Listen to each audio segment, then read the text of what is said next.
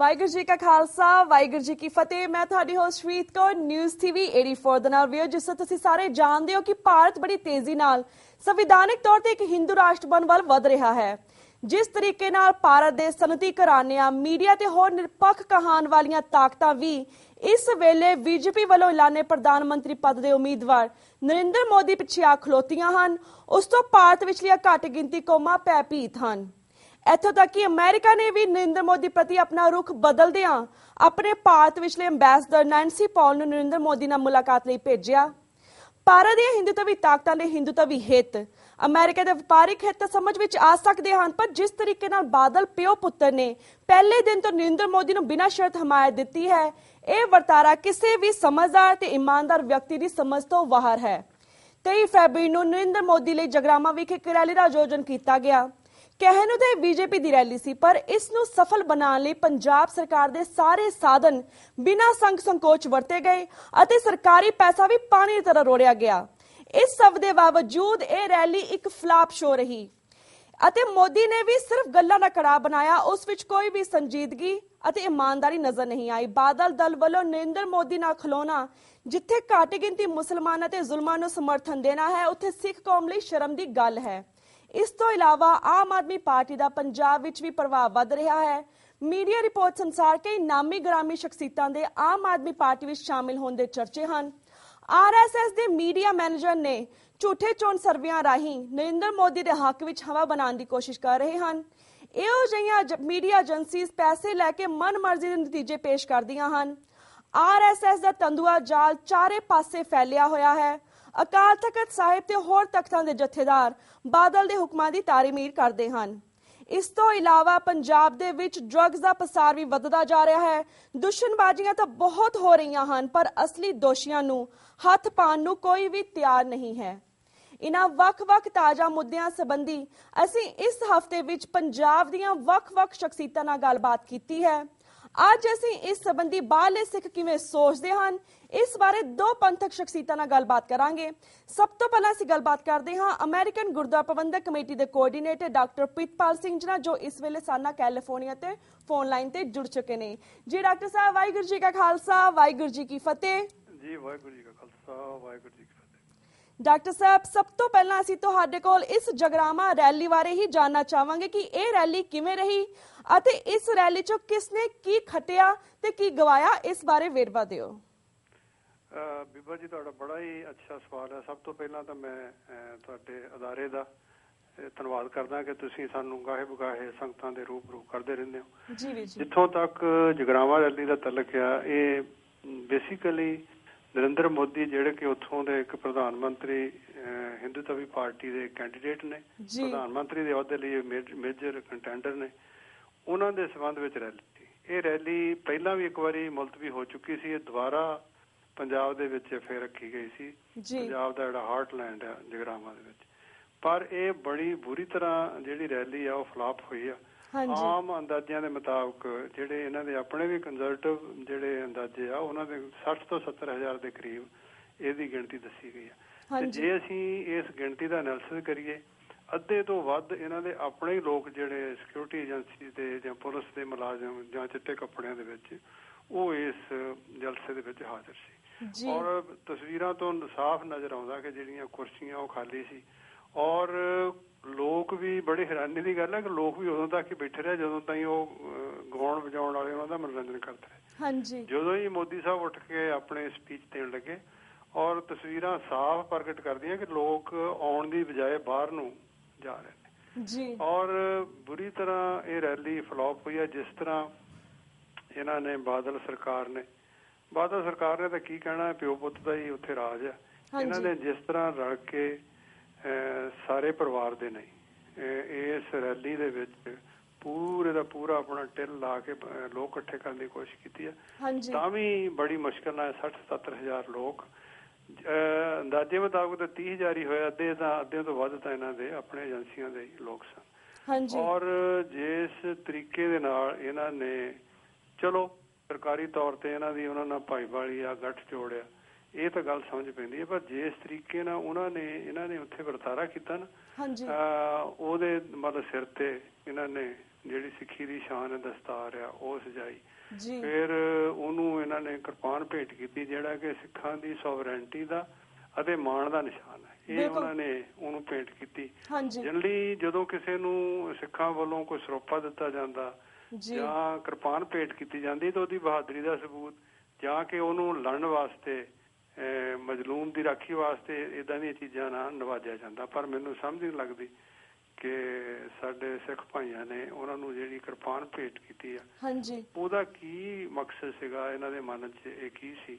ਔਰ ਫਿਰ ਉੱਥੇ ਜਦੋਂ ਮੋਦੀ ਸਾਹਿਬ ਨੇ ਆਪਣੀ ਸਪੀਚ ਸ਼ੁਰੂ ਕੀਤੀ ਆ ਉਹਨਾਂ ਨੇ ਜਿੱਥੇ ਹੋਰ ਗੱਲਾਂ ਕੀਤੀਆਂ ਉੱਥੇ ਇਹ ਵੀ ਗੱਲ ਕੀਤੀ ਆ ਕਿ ਉਹ ਜਿਹੜਾ ਇੱਕ ਡਾਇਨੈਸਟੀ ਚੱਲੀ ਆ ਰਹੀ ਉੱਥੇ ਗਾਂਧੀ ਫੈਮਿਲੀ ਦੀ ਉਹਨਾਂ ਦੀ ਗੱਲ ਕੀਤੀ ਆ।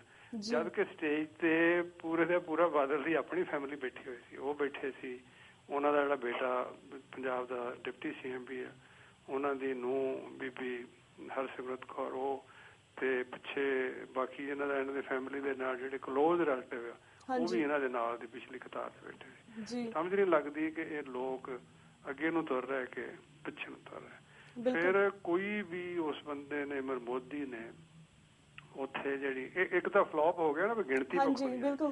ਦੂਸਰਾ ਇਹ ਆ ਵੀ ਜਿਹੜਾ ਉੱਥੇ ਜਿਹੜੀ ਹਾਜ਼ਰੀ ਸੀ ਉਹਨਾਂ ਨੂੰ ਐਡਰੈਸ ਕੀ ਕੀਤਾ, ਉਹਦੇ ਵਿੱਚ ਸਿੱਖ ਸਮੱਸਿਆ ਦਾ ਉਹਨਾਂ ਨੇ ਕੋਈ ਹੱਲ ਨਹੀਂ ਕੀਤਾ। ਪਿਛਲੇ 30-35 ਸਾਲ ਤੋਂ ਪੰਜਾਬ ਨੇ ਖਾਸ ਕਰਕੇ ਸਿੱਖਾਂ ਨੇ ਜੋ ਸੰਤਾਪ ਹਟਾਇਆ ਇਹਨਾਂ ਦੇ ਵਿੱਚ, ਉਹ ਵੀ ਇਹ ਵੀ ਭਾਈਵਾਲ ਲੋਕ ਨੇ, ਕਾਂਗਰਸ ਦੀ ਇਕੱਲੀ ਕੋਈ ਨਹੀਂ ਸੀ। ਇਹ ਜਿਹੜੇ RSS ਦੇ ਜਿਹੜੇ ਹੈਗੇ ਇਹ ਵੀ ਇਹਨਾਂ ਦੇ ਨਾਲ ਹੀ ਸੀਗੇ, ਉਹਦਾ ਕੋਈ ਜ਼ਿਕਰ ਨਹੀਂ ਕੀਤਾ ਗਿਆ। ਫਿਰ ਜਿਹੜੇ ਗੁਜਰਾਤ ਦੇ ਵਿੱਚ ਉਹਨੇ ਕਿਹਾ ਵੀ ਜਿਹੜਾ ਕਿਸਾਨਾਂ ਦਾ ਉਜਾੜਾ ਹੈ ਉਹ ਨਹੀਂ ਹੋਏਗਾ। ਹਾਲਾਂਕਿ ਜਿਹੜੀ ਉੱਥੋਂ ਦੀ ਹਾਈ ਕੋਰਟ ਆ ਉਹਨੇ ਸਿੱਖ ਕਿਸਾਨਾਂ ਦੇ ਹੱਕ 'ਚ ਫੈਸਲਾ ਦਿੱਤਾ। ਜਿਹੜੀ ਗੁਜਰਾਤ ਦੀ ਗਵਰਨਮੈਂਟ ਆ ਉਹੀ ਇਹ ਕੇਸ ਜਿਹੜਾ ਹੈਗਾ ਉਹ ਲੈ ਕੇ ਸੁਪਰੀਮ ਕੋਰਟ 'ਚ ਗਈ ਆ। ਇਹ ਲੋਕਾਂ ਨੂੰ ਮਤਲਬ ਬੇਵਕੂਫ ਬਣਾਉਣ ਦੀ ਕੋਸ਼ਿਸ਼ ਕਰ ਰਹੇ। ਉਹਦੇ ਤੇ ਬੜੀ ਇੱਕ ਸਿੰਪਲ ਗੱਲ ਹੈ ਕਿ ਗਵਰਨਮੈਂਟ ਜਿਹੜਾ ਸੁਪਰੀਮ ਕੋਰਟ 'ਚ ਕੇਸ ਇਹਨਾਂ ਨੇ ਪਾਇਆ ਹੋਇਆ ਕੇਸ ਵਾਪਸ ਲੈ ਲਵੇ ਤਾਂ ਗੱਲ ਰੁਕ ਜਾਂਦੀ ਹੈ। ਪਰ ਲੱਗਦਾ ਨਹੀਂ ਕਿ ਸਿੱਖ ਕਿਸਾਨਾਂ ਨੂੰ ਉੱਥੋਂ ਕੋਈ ਰਾਹਤ ਮਿਲੇਗੀ। ਜਾਂ ਇਹ ਜਦੋਂ ਮੋਦੀ ਸਾਹਿਬ ਪ੍ਰਧਾਨ ਮੰਤਰੀ ਬਣ ਕੇ ਨੈਸ਼ਨਲ ਸੀਨ ਤੇ ਜੇ ਉੱਭਰਦੇ ਆ ਤੇ ਸਿੱਖਾਂ ਸਮੇਤ ਉੱਥੇ ਘੱਟ ਗਿਣਤੀਆਂ ਦਾ ਕੀ ਹਾਲ ਹੋਏਗਾ। ਦੇਖੋ ਇੱਕ ਹੋਰ ਆਊਟ ਆਫ ਦੀ ਕੰਟੈਸਟ ਗੱਲ ਉਹ ਪੰਜਾਬ 'ਚ ਆ ਕੇ ਕਰ ਰਿਹਾ ਤੇ ਗੱਲ ਬੰਗਲਾਦੇਸ਼ ਦੀ ਕਰ ਰਿਹਾ ਵੀ ਜਿਹੜੇ ਬੰਗਲਾਦੇਸ਼ ਤੋਂ ਹਿੰਦੂ ਆਉਣਗੇ ਉਹਨਾਂ ਨੂੰ ਅਸੀਂ ਵੈਲਕਮ ਕਰਾਂਗੇ ਤੇ ਮੁਸਲਮਾਨਾਂ ਨੂੰ ਨਹੀਂ। ਇਹ ਵੀ ਇੱਕ ਬੜੀ ਹੀ ਹਾਸੇ ਵਾਲੀ ਗੱਲ ਹੈ ਕਿ ਜਿਹੜੇ ਉੱਥੋਂ ਹਿੰਦੂ ਆ ਰਹੇ ਆ ਉਹ ਐਜ਼ ਏ ਰਿਫਿਊਜੀ ਜਾਂ ਸ਼ਰਨਾਰਥੀ ਆ ਰਹੇ ਆ। ਤੇ ਜੇ ਉੱਥੋਂ ਕੋਈ ਸ਼ਰਨਾਰਥੀ ਦੇ ਤੌਰ ਤੇ ਕੋਈ ਵੀ ਮਤਲਬ ਦੂਸਰੀ ਕੌਮ ਦਾ ਬੰਦਾ ਹਿੰਦੂ ਸਿੱਖ ਮੁਸਲਮਾਨ ਜਾਂ ਕੋਈ ਵੀ ਕੋਈ ਸ਼ਰਨਾਰਥੀ ਬਣ ਕੇ ਤੁਹਾਡੇ ਮੁਲਕ ਵਿੱਚ ਪਨਾਹ ਲੈਣ ਦੀ ਯਤਨ ਕਰਦਾ ਤਾਂ ਤੁਸੀਂ ਉਹਨੂੰ ਕਿਸ ਤਰ੍ਹਾਂ ਮਤਲਬ ਰੋਕ ਸਕਦੇ ਆ। ਸੋ ਬੜੀਆਂ ਹੀ ਮਤਲਬ ਗੈਰ ਇਨਸਾਨੀ ਗੱਲਾਂ ਜਿਹੜੀਆਂ ਉਹਨਾਂ ਨੇ ਕੀਤੀਆਂ ਔਰ ਕੋਈ ਵੀ ਗੱਲ ਉਹਨਾਂ ਨੇ ਅਜਿਹੀ ਨਹੀਂ ਕੀਤੀ ਜਿਸ ਤੋਂ ਪੰਜਾਬ ਦੇ ਲੋਕ ਅਤੇ ਕਹਿ ਸਕਣ ਵੀ ਸਾਡੀ ਨੇ ਗੱਲ ਕੀਤੀ ਆ ਜਾਂ ਬਾਦਲ ਸਾਹਿਬ ਜਾਂ ਉਹਨਾਂ ਦਾ ਜਿਤਨਾ ਇਹ ਪਰਿਵਾਰ ਆ ਉਹ ਕੋਈ ਲੋਕਾਂ ਨੂੰ ਸੈੱਲ ਕਰ ਸਕੇ ਵੀ ਮੋਦੀ ਦੇ ਇੱਥੇ ਆਉਣ ਦੇ ਨਾਲ ਸਾਨੂੰ ਆ ਨਫਾ ਹੋਇਆ ਜਾਂ ਆ ਹੋਇਆ। ਮੈਨੂੰ ਲੱਗਦਾ ਹੈ ਕੋਲ ਟੋਟਲ ਇਹ ਫਲॉप ਸ਼ੋ ਸੀ ਤੇ ਇਹਦੇ ਵਿੱਚੋਂ ਕੱਢਣ ਪਾਉਣ ਨੂੰ ਕੁਝ ਨਹੀਂ। ਬਿਲਕੁਲ ਤੇ ਵੀਰ ਜੀ ਜਿਸ ਤਰ੍ਹਾਂ ਤੁਸੀਂ ਗੱਲ ਕੀਤੀ ਕਿ ਦਸਤਾਰ ਤੇ ਕਿਰਪਾਨ ਦੀ ਬੇਅਦਬੀ ਕੀਤੀ ਗਈ ਇਸ ਵੈਲੀ ਵਿੱਚ, ਪਰ ਕੀ ਕਾਰਨ ਹੈ ਕਿ ਜਿਹੜੇ ਜਥੇਦਾਰ ਅਕਾਲ ਤਖਤ ਸਾਹਿਬ ਸਮੇਤ ਬਾਕੀ ਸਾਰੇ ਜਥੇਦਾਰਾਂ ਵਿੱਚ ਚੁੱਪ ਬੱਟੀ ਹੋਈ ਹੈ ਜਦੋਂ ਕਿ ਜਥੇਦਾਰ ਨਿੱਕੇ ਮੁੱਦਿਆਂ ਤੇ ਹੁਕਮਨਾਮੇ ਜਾਰੀ ਕਰ ਦਿੰਦੇ ਹਨ ਤੇ ਇਸ ਵੇਲੇ ਕਿਉਂ ਉਹਨਾਂ ਨੇ ਚੁੱਪ ਬੱਟੀ ਹੋਈ ਹੈ, ਇਸ ਬਾਰੇ ਵੀ ਜਾਣਕਾਰੀ ਦਿਓ। ਦੇਖੋ ਬੀਬਾ ਜੀ ਕੁੱਲ ਮਿਲਾ ਕੇ ਜਿਹੜੀਆਂ ਸਿੱਖ ਲੀਡਰਸ਼ਿਪ ਦੇ ਵਿੱਚ ਜਿਹੜਾ ਵੈਲਿਊਜ਼ ਦਾ ਹੈਗਾ ਉਹ ਬੜੀ ਬੁਰੀ ਤਰ੍ਹਾਂ ਪਿਛਲੇ 40-50 ਸਾਲ 'ਚ ਨਿਗਾਰ ਆਇਆ ਹੈਗਾ। ਜਿਹੜੀਆਂ ਵੈਲਿਊਜ਼ ਤੇ ਕਦੀ ਕੌਮ ਸਟੈਂਡ ਕਰਦੀ ਹੁੰਦੀ ਸੀ, ਕੱਲਾ ਸਿੱਖ ਹੀ ਖੜਾ ਹੋ ਕੇ ਅਗਰ ਨਾਅਰਾ ਮਾਰ ਦਿੰਦਾ ਸੀ ਤੇ ਉਹਦੀ ਵੈਲਿਊ ਗਿਣੀ ਜਾਂਦੀ ਸੀ। ਇਹ ਕੱਲਾ ਜਥੇਦਾਰਾਂ ਦਾ ਕਸੂਰ ਨਹੀਂ, ਜਿਹੜੀ ਕਮਿਊਨਿਟੀ ਦੀ ਟੋਟਲ ਜਿਹੜਾ ਵੈਲਿਊ ਸਿਸਟਮ ਹੈ ਨਾ ਉਹੀ ਬਹੁਤ ਸਾਡਾ ਥੱਲੇ ਨੂੰ ਜਾ ਰਿਹਾ ਔਰ ਉਹਦੇ ਵਿੱਚੋਂ ਹੀ ਜਿਹੜੇ ਜਥੇਦਾਰ ਸਾਡੇ ਸਾਹਿਬਾਨ ਆ ਉਹ ਚੁਣ ਕੇ ਆਉਂਦੇ ਆ। ਔਰ ਅੱਗੇ ਜਿਹੜਾ ਅੱਜ ਤੋਂ 40-50 ਸਾਲ ਪਹਿਲਾਂ ਜਿਹੜੇ ਤਖਤਾਂ ਦੇ ਜਥੇਦਾਰ ਆ ਉਹ ਚੁਣਨ ਦਾ ਵੀ ਇੱਕ ਵਿਧੀ ਵਿਧਾਨ ਹੁੰਦਾ ਸੀ, ਭਾਵੇਂ ਕਿ ਇਹਨਾਂ ਨੇ ਕਨਸਟੀਟਿਊਸ਼ਨ ਕੁਛ ਨਹੀਂ ਲਿਖਿਆ ਪਰ ਮੋਸਟਲੀ ਪੋਲੀਟੀਕਲ ਸਾਈਡ ਤੋਂ ਹੀ ਜਿਹੜੇ ਜਥੇਦਾਰ ਆ ਉਹ ਆਉਂਦੇ ਸੀ। ਤੇ ਸਾਨੂੰ ਯਾਦ ਹੈ ਕਿ 1980 ਦੇ ਵਿੱਚ ਜਥੇਦਾਰ ਗੁਰਦਿਆਲ ਸਿੰਘ ਜਨੋਹਾ ਜਾਂ ਸਾਧੂ ਸਿੰਘ ਭੌਰਾ, ਜਿਹੜੇ ਕਿ ਪੋਲੀਟੀਕਲ ਸਾਈਡ ਤੋਂ ਸ੍ਰੀ ਅਕਾਲ ਤਖਤ ਸਾਹਿਬ ਦੇ ਜਥੇਦਾਰ ਸੀਗੇ, ਔਰ ਉਹਨਾਂ ਦੇ ਡਿਸੀਜਨ ਵੀ ਮਤਲਬ ਕਿਉਂਕਿ ਪੋਲੀਟੀਕਲੀ ਉਹ ਅਨਲਾਈਟਨਡ ਹੁੰਦੇ ਸੀਗੇ ਤੇ ਉਹਨਾਂ ਦੇ ਡਿਸੀਜਨ ਵੀ ਪੋਲੀਟੀਕਲ ਜਿਹੜਾ ਅਰੀਨਾ ਹੈਗਾ ਉਹਨੂੰ ਦੇਖ ਕੇ ਹੁੰਦੇ ਸੀ। ਤੇ ਪਿਛਲੇ 30 ਸਾਲ ਤੋਂ ਲਗਭਗ 25-30 ਸਾਲ ਤੋਂ ਜਿਹੜੇ ਸਾਡੇ ਗ੍ਰੰਥੀ ਸਿੰਘ ਹੈਗੇ ਆ, ਉਹੀ ਜਿਸ ਤਰ੍ਹਾਂ ਗੁਰਦੁਆਰਿਆਂ 'ਚ ਟ੍ਰੇਨਡ ਹੋ ਕੇ ਅੱਗੇ ਤੋਂ ਅੱਗੇ ਉਹਨਾਂ ਦੀ ਤਰੱਕੀ ਹੋਈ ਜਾਂਦੀ ਆ, ਉਹਨਾਂ ਦੇ ਵਿੱਚੋਂ ਹੀ ਜਿਹੜੇ ਹੈਗੇ ਆ ਉਹ ਗ੍ਰੰਥੀ ਸਿੰਘਾਂ ਨੂੰ ਹੀ ਪ੍ਰਮੋਟ ਕਰਕੇ ਅਕਾਲ ਤਖਤ ਸਾਹਿਬ ਤੇ ਜਾਂ ਹੋਰ ਤਖਤਾਂ ਤੇ ਜਥੇਦਾਰ ਲਾਇਆ ਜਾ ਰਿਹਾ। ਬੜੀ ਸਿੰਪਲ ਜੀ ਮਿਸਾਲ ਹੈ ਕਿ ਇਹਨਾਂ 5 ਤਖਤਾਂ ਦੇ ਵਿੱਚੋਂ ਹੀ ਇੱਕ ਤਖਤ ਤਲਵੰਡੀ ਸਾਬੋ ਸ੍ਰੀ ਦਮਦਮਾ ਸਾਹਿਬ ਦਾ, ਔਰ ਸਾਹਿਬ ਜਿਹੜੇ ਜਥੇਦਾਰ ਬਲਵੰਤ ਸਿੰਘ ਆਨੰਦਗੜ੍ਹ ਆ ਉਹਨਾਂ ਦੀ ਸਟੇਟਮੈਂਟ ਤੇ ਬਾਕੀ ਸਾਰਿਆਂ ਦੇ ਜਥੇਦਾਰਾਂ ਦੀ ਸਟੇਟਮੈਂਟ ਨੇੜੇ ਤੇੜੇ ਵੀ ਨਹੀਂ ਢੁੱਕਦੀ ਹੈਗੀ। ਉਹਨਾਂ ਦੀ ਕਲੀਅਰ ਕੱਟ ਵਿਊ ਹੁੰਦਾ ਕੌਮੀ ਪੱਖ ਤੋਂ। ਔਰ ਇਹਨਾਂ ਦਾ ਜਿਹੜੀ ਉੱਥੋਂ ਦੀ ਸਿੱਖ ਲੀਡਰਸ਼ਿਪ ਆ, ਪੋਲੀਟੀਕਲ ਲੀਡਰਸ਼ਿਪ, ਜੋ ਇਹਨਾਂ ਨੂੰ ਆਦੇਸ਼ ਦਿੰਦੀ ਆ, ਇਹ ਬਿਨਾਂ ਸੁਣੇ ਪੁੱਛੇ ਕਹੇ ਉਹਦਾ ਜਿਸ ਤਰ੍ਹਾਂ ਹੈਗਾ ਉਸੇ ਤਰ੍ਹਾਂ ਹੀ ਆਦੇਸ਼ ਦੇ ਦਿੰਦੇ ਆ। ਇਹ ਕੌਮ ਲਈ ਇੱਕ ਬੜੀ ਵੱਡੀ ਤਰਾਸਦੀ ਦੀ ਗੱਲ ਹੈ। ਸੋਚੇ ਖਾਲਸਾ ਪੰਥ ਨੂੰ ਸੈਮੀਨਾਰ ਰਸਤੇ ਆਪਣੇ ਜਿਹੜੇ ਸਾਡੇ ਥਿੰਕ ਟੈਂਕ ਆ ਉਹਨਾਂ ਦੇ ਵਿੱਚ ਵਿਚਾਰ ਵਿਮਰਤਾ ਕਰਕੇ ਏਦਾਂ ਦੀ ਪੰਥ ਦੇ ਵਿੱਚ ਇੱਕ ਆਮ ਰਾਏ ਜਿਹੜੀ ਹੈਗੀ ਆ ਉਹ ਕ੍ਰੀਏਟ ਕਰਨੀ ਚਾਹੀਦੀ ਹੈ ਕਿ ਜਿਹੜੇ ਜਥੇਦਾਰ ਸਾਹਿਬ ਹੈਗੇ ਇਹਨਾਂ ਨੂੰ ਚੁਣਨ ਦਾ ਜਾਂ ਇਹਨਾਂ ਨੂੰ ਉੱਥੇ ਸਥਾਪਿਤ ਕਰਨ ਦਾ ਜਿਹੜਾ ਤੌਰ ਤਰੀਕਾ ਸਾਨੂੰ ਬਦਲਣਾ ਚਾਹੀਦਾ। ਔਰ ਜਿਹੜੇ ਇਹਨਾਂ ਦੇ ਅਧਿਕਾਰ ਹੈਗੇ ਆ ਜਾਂ ਡਿਊਟੀਜ਼ ਹੈਗੀਆਂ ਉਹ ਵੀ ਸੀਮਤ, ਉਹ ਵੀ ਆਇਡੈਂਟੀਫਾਈ ਹੋਣੀਆਂ ਚਾਹੀਦੀਆਂ ਵੀ ਕਿਹਨਾਂ ਹਾਲਤਾਂ ਦੇ ਵਿੱਚ ਇਹਨਾਂ ਨੇ ਕਿਸ ਤਰ੍ਹਾਂ ਰਿਐਕਟ ਕਰਨਾ। ਜਿਸ ਤਰ੍ਹਾਂ ਪਿਛਲੇ ਦਿਨਾਂ 'ਚ ਇਹਨਾਂ ਨੇ ਉੱਥੇ ਬੜੀ ਹਾਸੋਹੀਣੀ ਇੱਕ ਤਾਂ ਅਧੀਨਗੀ ਦੀ ਗੱਲ ਕੀਤੀ ਹੈ ਕਿ ਪਟਨਾ ਸਾਹਿਬ ਵਿੱਚ ਜਦੋਂ ਜਥੇਦਾਰੀ ਆਪਸ ਵਿੱਚ ਹੀ ਬੜੀ ਹੋਰ ਇੱਕ ਦੁਖਦਾਈ ਗੱਲ ਹੈ ਕਿ ਜਥੇਦਾਰ ਸਾਹਿਬ ਵੀ ਆਪਸ ਵਿੱਚ ਹੀ ਲੜ ਪਏ। ਉਹਦੇ ਵਿੱਚ ਜਥੇਦਾਰ ਅਕਾਲ ਤਖਤ ਸਾਹਿਬ ਜਿਹੜੇ ਗੁਰਬਚਨ ਸਿੰਘ ਹੈ ਉਹਨਾਂ ਨੇ ਦਖਲ ਦੇਣ ਤੋਂ ਇਸ ਕਰਕੇ ਨਾ ਕਰ ਦਿੱਤੀ ਕਿਉਂਕਿ ਉਹ ਮਾਮਲਾ ਜਿਹੜਾ ਹੈਗਾ ਉਹ ਕੋਰਟ ਦੇ ਅਧੀਨ ਹੈ। ਮਤਲਬ ਇਹ ਕਹਿ ਕੇ ਉਹਨਾਂ ਨੇ ਸਿੱਧੇ ਤੌਰ ਤੇ ਜਿਹੜੀ ਕੋਰਟ ਦੀ ਅਧੀਨਗੀ ਉਹ ਮੰਨ ਲਈ, ਜਦਕਿ ਜਿਹੜਾ ਇਹ ਤਖਤ ਹੈ ਇਹਦੀ ਨਿਰਮਾਣ ਹੀ ਜਦੋਂ ਹੋਇਆ ਉਦੋਂ ਹੀ ਦਿੱਲੀ ਦੇ ਤਖਤ ਪਹੁੰਚਿਆ ਸੀ ਔਰ ਕਿਸੇ ਵੀ ਦੁਨਿਆਵੀ ਕੋਰਟ ਦੇ ਕਿਸੇ ਸਰਕਾਰ ਦੇ ਇਹ ਥੱਲੇ ਨਹੀਂ ਹੈਗਾ।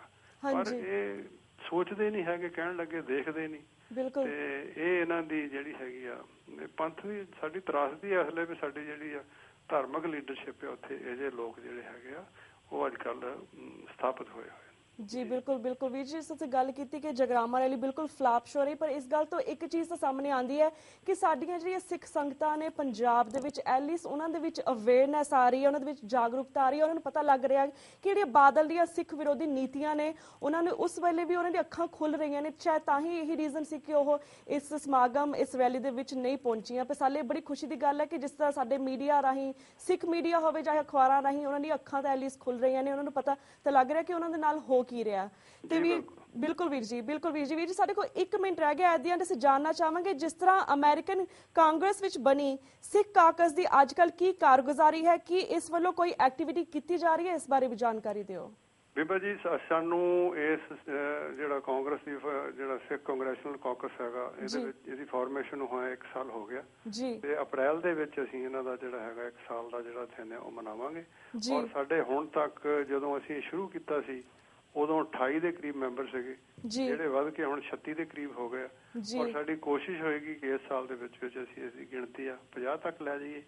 ਔਰ ਸਿੱਖ ਕਾਕਸ ਨੇ ਹੋਰ ਕਾਂਗਰਸਮੈਨਾਂ ਨੇ ਮਿਲ ਕੇ, ਕਿਉਂਕਿ ਜਿਹੜਾ ਸਿੱਖਾਂ ਦਾ ਆਰਮੀ ਵਿੱਚ ਜਾਣ ਦਾ ਜਿਹੜਾ ਇਸ਼ੂ ਸੀਗਾ ਉਹ ਪਹਿਲਾਂ ਹੀ ਇੱਕ ਕਾਂਗਰਸਮੈਨ ਜੋ ਕਰੋਲੀ ਨੇ ਉਠਾਇਆ ਹੋਇਆ ਸੀ ਔਰ ਸਿੱਖ ਕਾਕਸ ਜਿਹੜਾ ਹੈਗਾ ਉਹਨੂੰ ਪੂਰੀ ਹਮਾਇਤ ਦੇ ਰਿਹਾ ਔਰ ਰਲ ਕੇ ਜਿਹੜਾ ਸਿੱਖਾਂ ਦਾ ਆਰਮੀ ਦਾ ਇਸ਼ੂ ਆ ਜਿਹੜਾ ਕਿ ਸਿੱਖ ਕਾਕਸ ਦੇ ਚੇਅਰ ਨੇ ਐਲਾਨ ਵੀ ਕੀਤਾ ਸੀ ਕਿ ਅਸੀਂ ਇਹਨੂੰ ਲਵਾਂਗੇ, ਉਹ ਇਹਦੇ ਤੇ ਕੰਮ ਕਰ ਰਹੇ ਨੇ। ਜੀ ਸ਼ੁਕਰੀਆ ਵੀਰ ਜੀ ਹੁਣ ਸਾਡਾ ਵਕਤ ਬ੍ਰੇਕ ਵੱਲ ਜਾ ਰਿਹਾ। ਤੁਹਾਡਾ ਬਹੁਤ ਸ਼ੁਕਰੀਆ ਕਿ ਤੁਸੀਂ ਸਾਡੇ ਸਿੱਖ ਸੰਗਤਾਂ ਦੇ ਰੂਬਰੂ ਹੋਏ ਤੇ ਆਪਣੇ ਵਿਚਾਰ ਸਾਂਝੇ ਕੀਤੇ। ਇਸੇ ਤਰ੍ਹਾਂ ਸਮੇਂ ਅਸੀਂ ਤੁਹਾਨੂੰ ਸਿੱਖ ਸੰਗਤਾਂ ਦੇ ਰੂਬਰੂ ਕਰਵਾਉਂਦੇ ਰਵਾਂਗੇ। ਪਰ ਤਦ ਤੱਕ ਲਈ ਮੈਂ ਤੁਹਾਡੇ ਕੋਲ ਇਜਾਜ਼ਤ ਲੈਣੀ ਹਾਂ। ਵਾਹਿਗੁਰੂ ਜੀ ਕਾ ਖਾਲਸਾ, ਵਾਹਿਗੁਰੂ ਜੀ ਕੀ ਫਤਿਹ। Viewers, वक्त हो गया एक छोटे से ब्रेक का। Keep watching News TV 84 the now we'll be right back after a short break.